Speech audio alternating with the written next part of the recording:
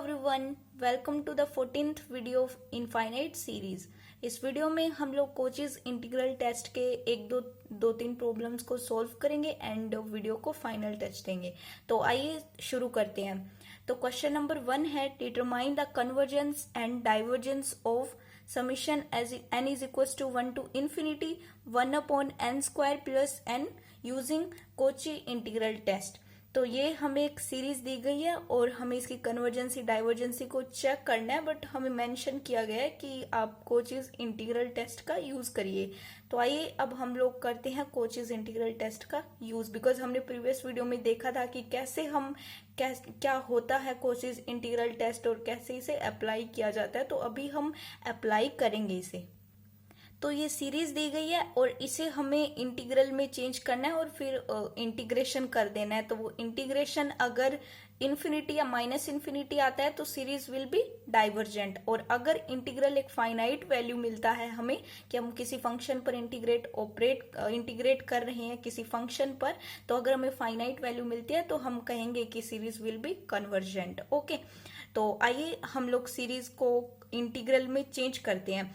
तो ये गिवन हमें सीरीज दी गई है 1 upon n square plus n। तो अभी बिल्कुल भी जरूरी नहीं है, वैसे तो मैं हमेशा कहती आई हूं कि हम लोग कोई भी टेस्ट अप्लाई कर सकते हैं, मतलब जो हमारे लिए कंफर्टेबल है, जो ये सीरीज के लिए कंफर्टेबल है, बट जहां हमें स्पेशल मेंशन किया जाए, बट क्योंकि बीएससी में स्पेशल मेंशन भी किया जाता है, लेकिन कंपटीशन एग्जाम में तो ऐसा कुछ होता नहीं है, बस सिंपली हमें सीरीज दी जाती है और पूछा जाता है। लेकिन अगर स्पेशल मेंशन किया जाए तो फिर पता ही है कि वही यूज करना है। लेकिन अगर आपको यहाँ ना कहा जाए तो आप कोई भी टेस्ट यूज कर सकते हो, आप कंपैरिजन टेस्ट, तो कोई भी। ओके, तो यहाँ हम इंटीग्रल टेस्ट को यूज करते हैं।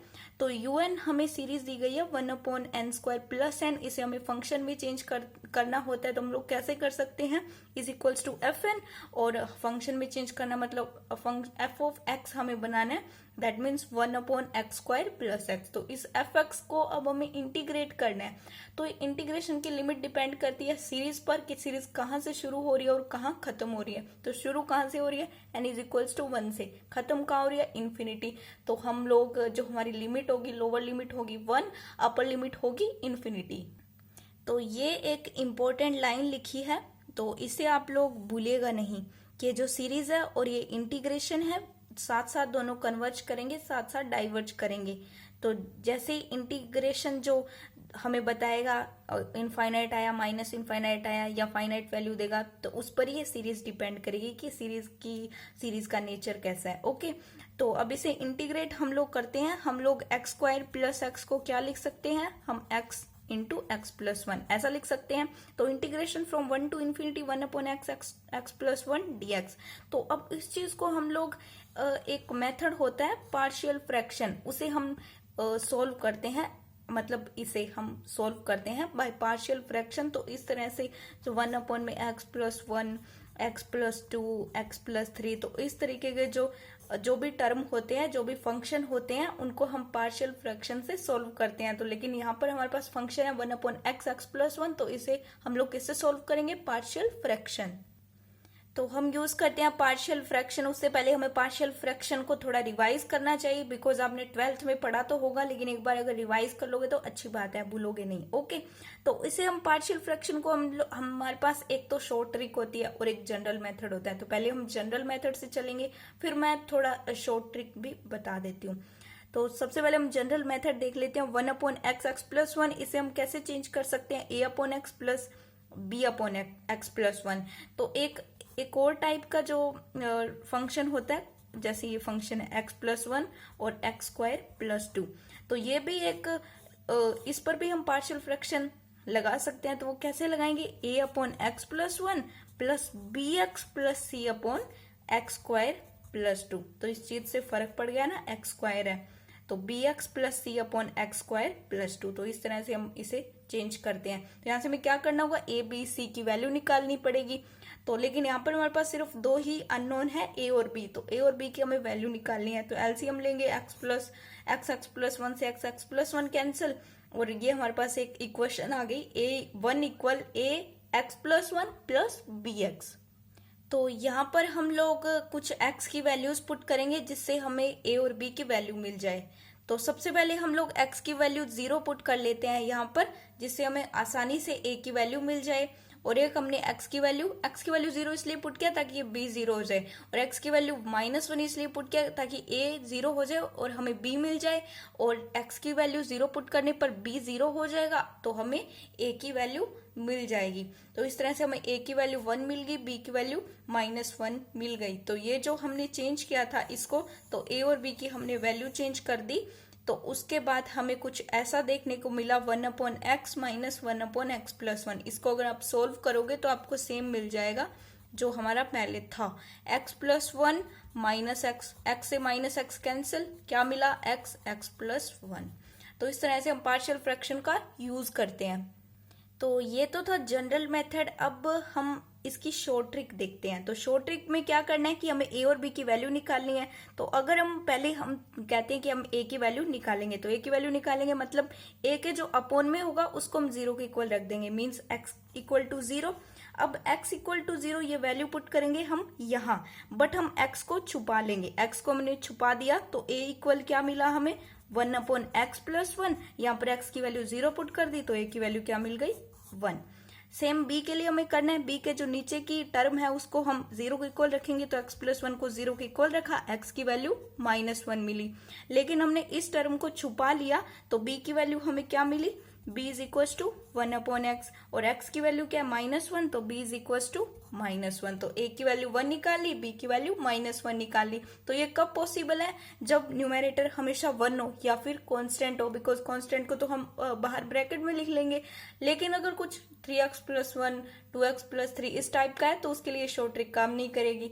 और उसके लिए जनरल मेथड तो ऑब्वियस बात है कि काम करेगा, लेकिन ये शॉर्ट ट्रिक तभी काम करेगी जब न्यूमेरेटर कांस्टेंट हो या 1 हो।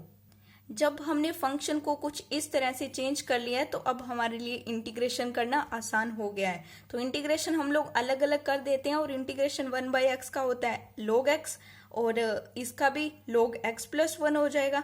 तो अब लिमिट हम पुट कर देंगे। ठीक है, हम limit x tends to infinity करेंगे, लेकिन ऐसे भी चल रहा है, ऐसे भी कोई प्रॉब्लम नहीं है। देखो ln x माइनस कुछ इन्फिनिटी जैसा ना बने, तो हम पूरी कोशिश करेंगे कि ना बने। बन जाएगा तो वो अलग बात है, हम कह देंगे कि series will be divergent, but ना बने हम ऐसा ट्राई करते हैं। तो हम लोग क्या कर रहे हैं कि हमने log में तो बेसिकली हम लोग वही करते हैं कि एक्सपेंशन ले लेते हैं, बट यहाँ पर जरूरत नहीं पड़ेगी। वो कैसे, क्योंकि हम यहाँ से x कॉमन लेंगे तो 1 प्लस 1/x हो जाएगा। फिर हमने एक चीज पढ़ी हुई है कि log mn को हम लोग क्या लिख सकते हैं, log m plus log n।